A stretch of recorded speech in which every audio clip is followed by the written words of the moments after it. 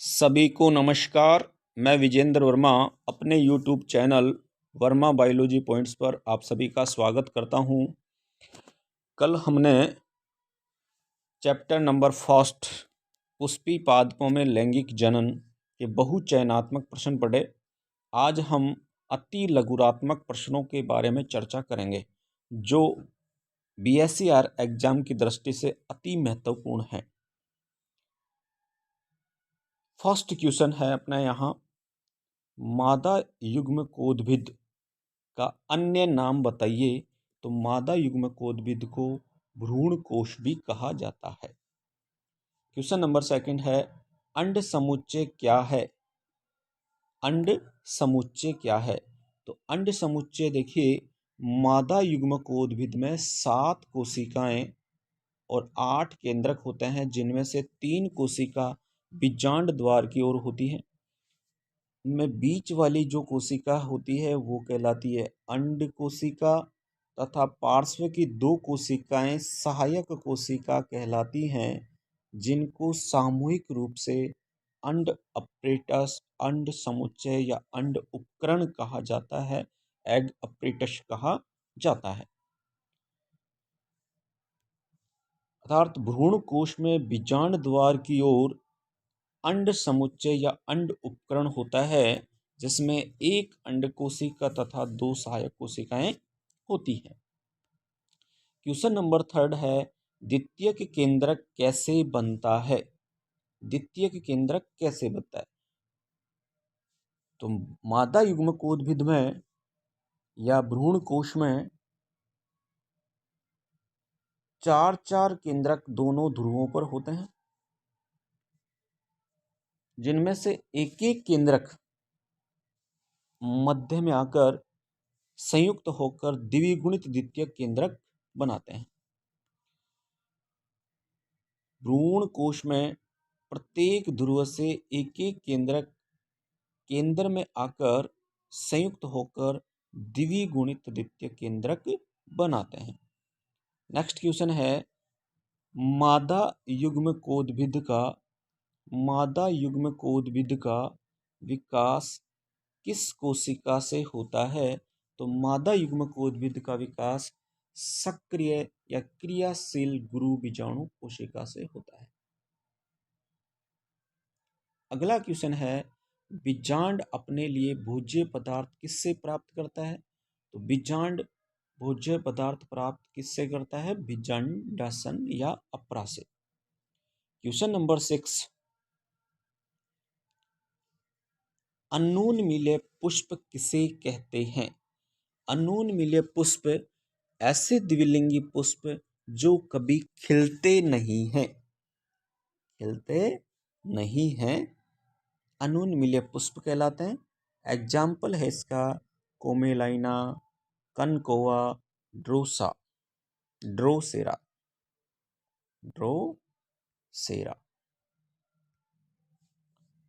Question number 7 है, बहुभ्रूणता क्या होती है? देखिए, अधिकांश बीजों में एक बीज में एक ही भ्रूण बनता है, लेकिन कुछ बीज ऐसे होते हैं जिनमें एक से अधिक भ्रूण विकसित होते हैं, तो इस प्रक्रिया को क्या कहते हैं? बहुभ्रूणता।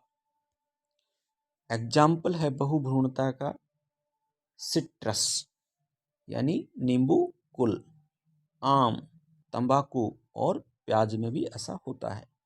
क्वेश्चन नंबर 8 है, पार्थेनियम पादप, जिसे गाजर घास भी कहा जाता है, से विकसित कौन सी रचना मानव में एलर्जी रोग उत्पन्न करती है? तो एलर्जी होता है परागकण। कैसे होती है? परागकण से। श्वसनी वेदना जैसे दमा रोग उत्पन्न हो जाता है। नेक्स्ट क्वेश्चन है, वायु परागण होने वाले पुष्पों में क्या लक्षण होते हैं? पुष्पों में क्या लक्षण होते हैं? तो पुष्प प्रायः सफेद रंग के, बहुत छोटे तथा परागकण अधिक संख्या में बनते हैं। नेक्स्ट क्वेश्चन है, कोई 2 उदाहरण बताइए जिनके फलों में बहुत अधिक संख्या में बीज बनते हैं। बहुत अधिक संख्या में बीज बनते हैं। तो बहुत अधिक संख्या में बीज किसमें बनते हैं? औरोबैंकी और स्ट्राइगा इसका आंसर होगा। नेक्स्ट क्वेश्चन है, अनिषेक फल क्या है? अनिषेक फल, देखो बिना निषेचन के विकसित फल क्या कहलाते हैं? अनिषेक फल कहलाते हैं, जो बीज रहित होते हैं। नेक्स्ट क्वेश्चन है, किसी एक बीजपत्री भ्रूणपोषी बीज का उदाहरण लिखिए। देखो द्विबीजपत्री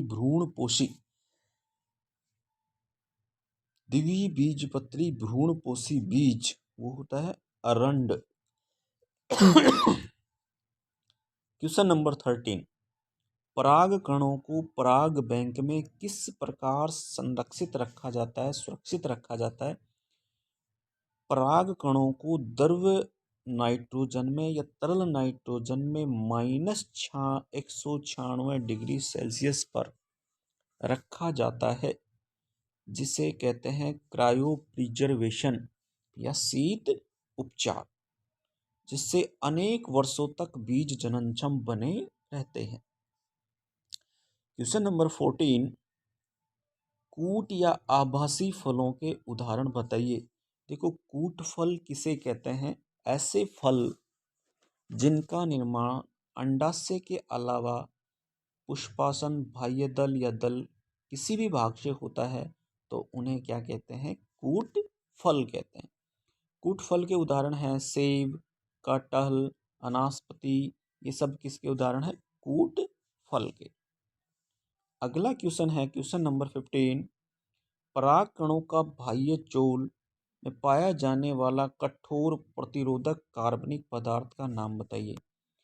तो पराग कण का बाह्य चोल किसका बना होता है? स्पोरोपोलिनिन का बना होता है, जिसके कारण पराग कण का लंबे समय तक जैविक, भौतिक और रासायनिक अपघटन नहीं होता,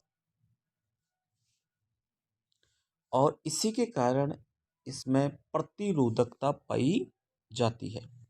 नेक्स्ट है, पराग कण का अंतःचोल किसका बना होता है? तो अंतःचोल कोमल झिल्ली समान होता है, जो पैक्टिन और सेलुलोज का बना होता है। क्वेश्चन नंबर 17 है, केले को अनिषेक फलन का एक अच्छा उदाहरण माना जाता है।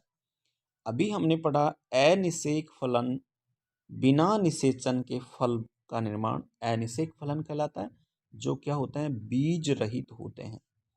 तो केले को अनिषेक फलन का अच्छा उदाहरण माना जाता है, क्योंकि ये बिना निषेचन के विकसित होता है और बीज रहित होता है।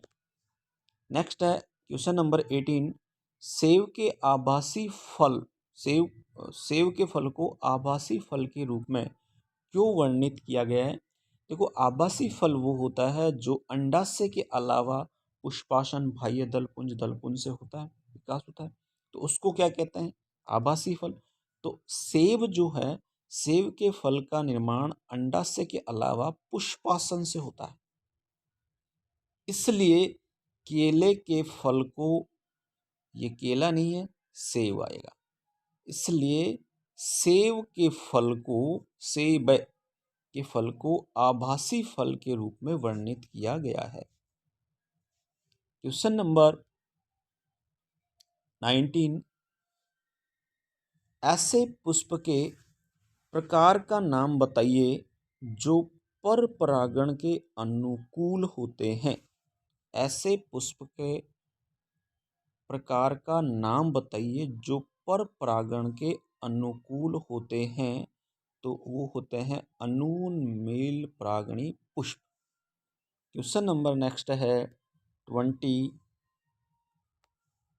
सजात पुष्पी परागण किसे कहते हैं? सजात पुष्पी परागण, ये परागण का, स्वपरागण का एक प्रकार है।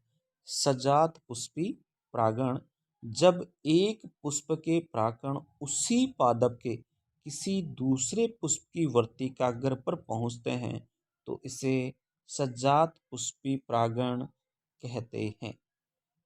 पुष्प अलग अलग होते हैं, जबकि पादप एक ही होता है। एक ही पादप पे दो तरह के पुष्प होते हैं, एक पुष्प के परागकण उसी पौधे के दूसरे पुष्प की वर्तिकाग्र पर गिरते हैं, पहुंचते हैं, तो इसे कहा जाता है सजात पुष्पी परागण। नेक्स्ट क्वेश्चन है, बड़ा ही इंपॉर्टेंट है, त्रिक संलयन किसे कहते हैं?